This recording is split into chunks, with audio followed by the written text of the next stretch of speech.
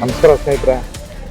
ನೀವೆಲ್ಲರೂ ಡ್ಯೂಟಿ ಮೇಲಿದ್ದಾಗ ಅಥವಾ ನಮ್ಮ ಏರ್ಪೋರ್ಟ್ ಕಡೆ ಏನಾದ್ರು ಏರ್ಪೋರ್ಟಲ್ಲಿ ಹೋಗಿ ವೇಟಿಂಗಲ್ಲಿದ್ದಾಗ ಯಾರಾದರೂ ಚಾಲಕರ ಥರ ಯೂನಿಫಾರ್ಮ್ ಹಾಕೊಂಡ್ಬಂದು ಸರ್ ಅರ್ಜೆಂಟ್ ಇದೆ, ಒಂದು 500 ರೂಪಾಯಿ ಕ್ಯಾಶ್ ಕೊಡ್ತೀನಿ, ನನಗೆ ಫೋನ್ಪೇ ಮಾಡಿ ಇಲ್ಲ ಗೂಗಲ್ ಪೇ ಮಾಡಿ ಅಂತ ಬಂದು ಯಾರು ಸ್ಕ್ಯಾನರ್ ತೋರಿಸಿದ್ರೆ ದಯವಿಟ್ಟು ಯಾರೂ ಮಾಡಬೇಡಿ.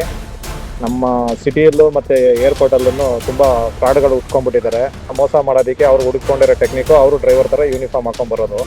ತುಂಬ ಎಮರ್ಜೆನ್ಸಿ ಇದೆ, ಅಮೌಂಟ್ ಕಳಿಸ್ಬೇಕು ಇಲ್ಲ ಟೋಲ್ ರೀಚಾರ್ಜ್ ಮಾಡಬೇಕು ಅಂತ ಹೇಳಿ ಈ ಥರ ಬಂದು 100, 200 ಈ ಥರ 500 ರೂಪಾಯಿ ಅಂತ ಹಾಕಿಸ್ಕೋತಾರೆ. ದಯವಿಟ್ಟು ಅವ್ನು ಯಾರೇ ಇರಲಿ, ದಯವಿಟ್ಟು ಅನ್ನೋನ್ ಪೀಪಲ್ಗೆ ಅವ್ನ ಕಣ್ಣೆದುರಿಗೆ ಸತ್ತೋಗ್ಬಿಟ್ರು ಪರವಾಗಿಲ್ಲ, ಇಲ್ಲ ಅವ್ನು ಹಸ್ಕೊಂಡು ಬಿದ್ದಿದ್ರು ಪರವಾಗಿಲ್ಲ, ದಯವಿಟ್ಟು ಕರುಣೆ ಮಾತ್ರ ತೋರಿಸ್ಬೇಡಿ, ಯಾರಿಗೂ ಮಾಡಕ್ಕೆ ಹೋಗ್ಬೇಡಿ. ನೋಡಿ, ಇವತ್ತು ಸಂಜೆ ನಾನು ಅದೇ ಥರ ಬಂದು ಯಾರೋ ಒಬ್ಬ ರಿಕ್ವೆಸ್ಟ್ ಮಾಡ್ಕೊಂಡ, ನಾನು 500 ರೂಪಾಯಿ ಕ್ಯಾಶ್ ಕೊಟ್ಟ, ನಾನು ಅವ್ನ ಮೊಬೈಲಿಂದ ಗೂಗಲ್ ಪೇಲಿ ಸ್ಕ್ಯಾನರ್ ತೋರಿಸ್ತಾ 500 ರೂಪಾಯಿ ಸ್ಕ್ಯಾನ್ ಮಾಡಿದೆ.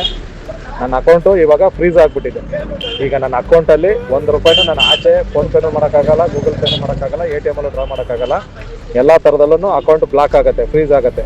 ಇವರೆಲ್ಲ ಬಂದು ಸೈಬರ್ ಕ್ರೈಮ್ ಫ್ರಾಡ್ಗಳಂತೆ. ಇವರು ಏನು ಮಾಡ್ತಾರೆ ಅಂತಂದರೆ, ದೊಡ್ಡದಾಗಿ ಫ್ರಾಡ್ ಮಾಡಿರ್ತಾರಲ್ಲ ಅದನ್ನು ಈ ಥರ ನಮ್ಮಂಥವ್ರ ಹತ್ರ ಟ್ರಾನ್ಸಾಕ್ಷನ್ ತೋರಿಸ್ಬಿಟ್ಟು ಫುಲ್ ಟೋಟಲ್ಲು ಇದನ್ನು ಸೈಬರ್ ಕ್ರೈಮ್ ಅವ್ರನ್ನ ಡೈವರ್ಟ್ ಮಾಡೋದಕ್ಕೆ ಈ ಥರ ಟೆಕ್ನಿಕ್ ಯೂಸ್ ಮಾಡ್ತಾ ಇರೋದು. ನಾನೀಗ ಬ್ಯಾಂಕ್ದು ಕಸ್ಟಮರ್ ಕೇರ್ಗೂ ಕಾಲ್ ಮಾಡಿದೆ, ಅಲ್ಲಿಂದನೂ ಆಗಿಲ್ಲ. ಮತ್ತು ನಾನು ಸೈಬರ್ ಕ್ರೈಮಿಗೆ ಕಾಲ್ ಮಾಡಿ ಕಂಪ್ಲೇಂಟು ರೈಸ್ ಮಾಡಿದೆ. ಅವರು ಅದನ್ನು ಹೇಳ್ತಾ ಇದ್ದಾರೆ, ಅದು ನಿಮ್ಮ ಅಕೌಂಟು ಫ್ರೀಸ್ ಆಗಿರೋದು ಬಂದು ಕರ್ನಾಟಕದಲ್ಲ ಗುಜರಾತಲ್ಲಿ ಅಂತ ಹೇಳ್ತಾ ಇದ್ದಾರೆ. ಈಗ ನನ್ನ ಅಕೌಂಟ್ನ ನಾನು ಓಪನ್ ಮಾಡಿಸ್ಕೊಬೇಕಂತಂದರೆ ಗುಜರಾತ್ಗೆ ಹೋಗ್ಬೇಕಂತ, ಇಲ್ಲಿ ಕರ್ನಾಟಕದಲ್ಲಿ ಏನೂ ಮಾಡೋಕ್ಕಾಗಲ್ವಂತ. ಈಗ ಇಂಥ ಸಮಸ್ಯೆಗಳಿದೆ. ದಯವಿಟ್ಟು ಇವತ್ತು ಇದು ನಮಗೆ ಪರ್ಸ್ನಲ್ ಆಗೋಗ್ಬಿಟ್ಟಿದೆ. ಯಾಕೆಂತಂದರೆ ಮಧ್ಯಾಹ್ನನೇ ಏರ್ಪೋರ್ಟಿಗೆ ಬಂದೆ, ಯಾವ್ದಾರು ಲ್ಯಾಂಡಿಂಗ್ ಸಿಗತ್ತೆ ಅಂತ ಕಾಯ್ತಾ ಇದ್ದೆ. ಯಾರೋ ನಮ್ಮ ಸ್ನೇಹಿತರು ಒಂದು ಲ್ಯಾಂಡಿಂಗ್ ಕೊಡ್ತೀನಿ ಬರಬೇಡ ಅಂತಂದ್ರು, ಅವ್ರಿಗೋಸ್ಕರ ಕಾಯ್ಕೊಂಡು ಕೂತಿದ್ದೆ. ಈಗ ಅಕೌಂಟ್ ಬ್ಲಾಕ್ ಆಗಿಬಿಟ್ಟೈತೆ. ನನ್ನ ಪುಣ್ಯಕ್ಕೆ ಅಕೌಂಟಲ್ಲಿ 3,500 ರೂಪಾಯಿ ಇತ್ತು. ದೊಡ್ಡ ಅಮೌಂಟ್ ಯಾವುದೂ ಇಲ್ಲ. ಸದ್ಯದ ಮಟ್ಟಿಗೆ ಅಕೌಂಟ್ ಹೋದ್ರೂ ಪರವಾಗಿಲ್ಲ. ಈ 3,500 ರೂಪಾಯಿಗೋಸ್ಕರ ನಾವು ಗುಜರಾತ್ಗೆ ಹೋಗೋಕ್ಕಾಗಲ್ಲ.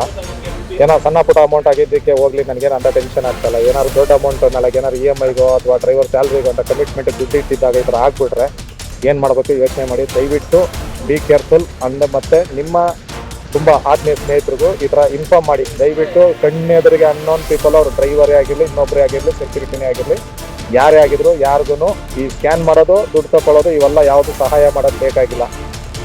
ದಯವಿಟ್ಟು ಇದನ್ನು ಸ್ವಲ್ಪ ನಿಮ್ಮ ಫ್ರೆಂಡ್ ಸರ್ಕಲಲ್ಲೂ ಅಪ್ಡೇಟ್ ಮಾಡಿ.